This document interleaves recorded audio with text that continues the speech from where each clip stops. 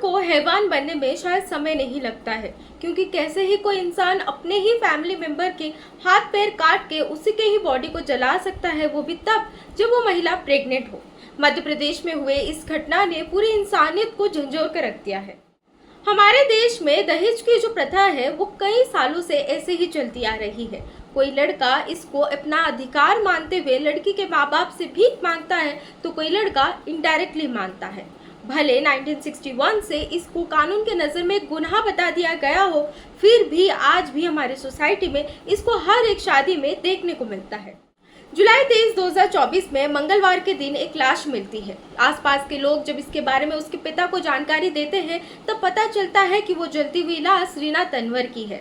रीना तंवर मध्य प्रदेश के राजगढ़ डिस्ट्रिक्ट से बिलोंग करती है और रिपोर्ट्स की माने तो रीना तंवर की शादी मध्य प्रदेश के राजगढ़ डिस्ट्रिक्ट में रहने वाले मिथुन तंवर से हुई है और उन दोनों की शादी 5 साल पहले हुई है और उन दोनों का एक 1.5 साल का बच्चा भी है। दुखद बात यह है कि रीना तंवर का जब मर्डर हुआ तो वो 4 मंथ्स प्रेग्नेंट भी थी। जड़ी देखी वो आपको किसने सूचना दी थी? क्या मैं मालूम कहने दी, फोन से फोन लगी जब जार के में पहुंचा तो वहाँ तो जल पुलिस चारी से आगे 5 से हम चले गए। अच्छा। और मैं मालूम उन्हें कसा मारी कसा नहीं मारी, 2 पैर नहीं मिले होगा, हाथ का पंजा नहीं मिले। जलती हुई चिता पर जलती हुई देखी हमने जार के, फिर बुझा कर लेकर आए यहाँ पर। रीना तंवर के पिता के द्वारा ये कहा जाता है कि रीना तंवर को एक बहुत समय से फिजिकली एंड मेंटली टॉर्चर करा जा रहा था मिथुन तंवर और उसकी फैमिली के द्वारा। ऐसा कहा जाता है कि मिथुन तंवर की जो फैमिली हो वो रिसेंटली 3 बीघा जमीन 17 लाख रुपए में खरीदी थी, जिसके डेट को क्लियर करने के लिए वो रीना तंवर की फैमिली से डिमांड करे थे कुछ गहने और 1.5 लाख रुपए, जिसको रीना तंवर के पिता डिमांड को फुलफिल नहीं कर पाए। उसके कारण उनके ऊपर हमेशा रोज के रोज उनके ऊपर टॉर्चर एंड फिजिकली अब्यूज करा जा रहा था।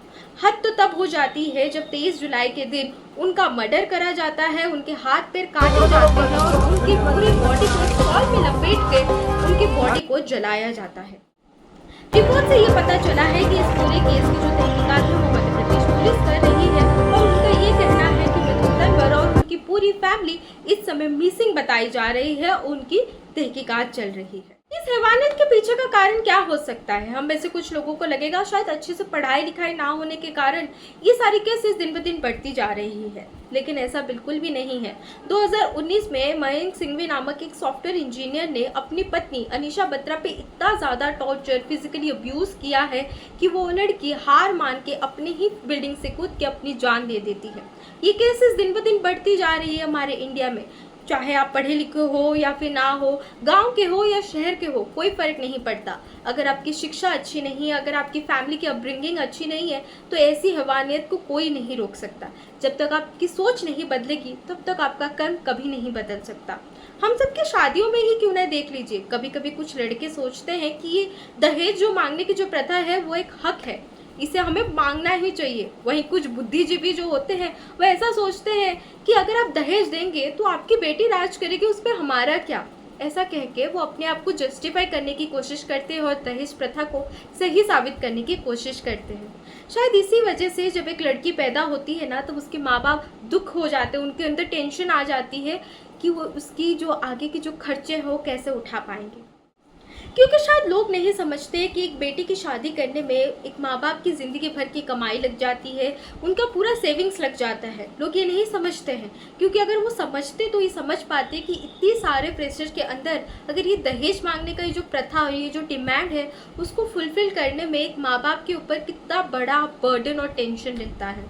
एक बेटी की शादी करना बिल्कुल भी आसान नहीं है। मैं खुद एक लड़की हूँ और मैं इस बात को समझती हूँ। हम सबको इसके खिलाफ खड़ा होना पड़ेगा ताकि ऐसे केसेस हमारे इंडिया में और ज़्यादा ना बढ़े और इसकी मात्रा दिन ब दिन कम होती रहे। उम्मीद करती हूँ आप सबको ये वीडियो अच्छा लगा हो, जानकारी अच्छी लगी हो तो शेयर करिएगा, मेरे चैनल को लाइक करिएगा, सब्सक्राइब करिएगा। जय जगन्नाथ।